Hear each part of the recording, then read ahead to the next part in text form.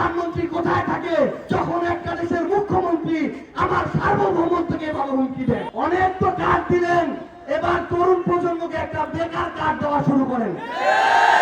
বিদ্যুৎ মন্ত্রীকে বলতে চাই, 63 জেলা বাদ দিলাম, আপনার এই জন্মভূমি জেলার মানুষও সাক্ষী দিবে লোডশেডিং হয়। সংসদে আমাদের মন্ত্রী প্রতিমন্ত্রীরা বলছে যে বাংলাদেশে নাকি কোনো বিদ্যুতের সংকট নাই। বলেছে যেটা লোডশেডিং হচ্ছে সেটা লোডশেডিং না, বাংলাদেশে কোনো বিদ্যুৎ সংকট নাই। আমরা আমাদের প্রিয় মন্ত্রী, আমাদের বিদ্যুৎ মন্ত্রীকে বলতে চাই, 63 জেলা বাদ দিলাম, আপনার এই জন্মভূমি জেলার মানুষও সাক্ষী দিবে যে উল্লাপাড়া সিরাজগঞ্জে লোডশেডিং হয়। তাহলে আমরা শুধু কথার ফুলঝুরি দেখতে চাই না, আমরা কথার সাথে কাজের মিল দেখতে চাই, আমরা কাজের বাস্তবায়ন দেখতে চাই। বিএনপি সরকার তাদের নির্বাচনী ইশতেহারে বলেছিল তারা তাদের এই 1.5 বছরের মেয়াদে 1.5 বছরের মধ্যে তারা 1 কোটি কর্মসংস্থান তৈরি করতে হবে। 4 মাস থেকে 4.5 মাস হয়েছে। আপনারা বলেন 1 কোটি তো দূরের কথা, আপনাদের উল্লাপাড়ার মানুষের নতুন করে 1000 সরকারি কর্মসংস্থান তৈরি হয়েছে? কর্মসংস্থান তৈরি হয়েছে? হয় নাই। যে মানুষগুলো অভাবে থাকতো সেই মানুষগুলোর অভাব আরো বৃদ্ধি পাচ্ছে। আমাদের তরুণ প্রজন্মের মুখে নতুন কথা এসেছে, অনেক তো কার্ড দিলেন, এবার তরুণ প্রজন্মকে একটা বেকার কার্ড দেওয়া শুরু করেন।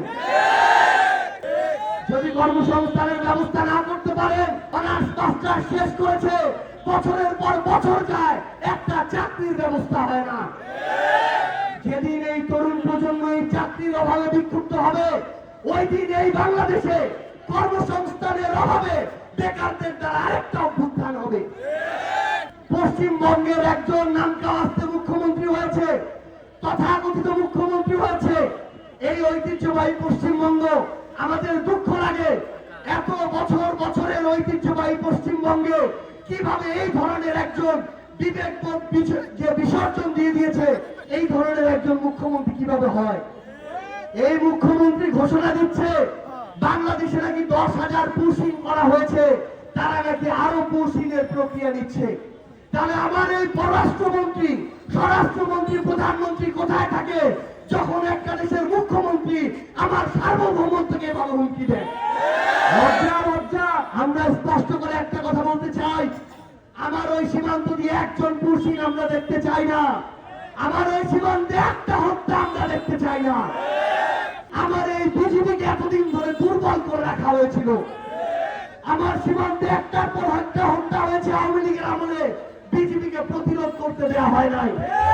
আমরা বিএনপিকে স্পষ্ট করে বলি, বাংলাদেশ সেনাবাহিনী, বর্ডার গার্ড বাংলাদেশ, তাদেরকে সর্বোচ্চ শক্তিশালী প্রতিষ্ঠান হিসেবে গড়ে তুলতে হবে।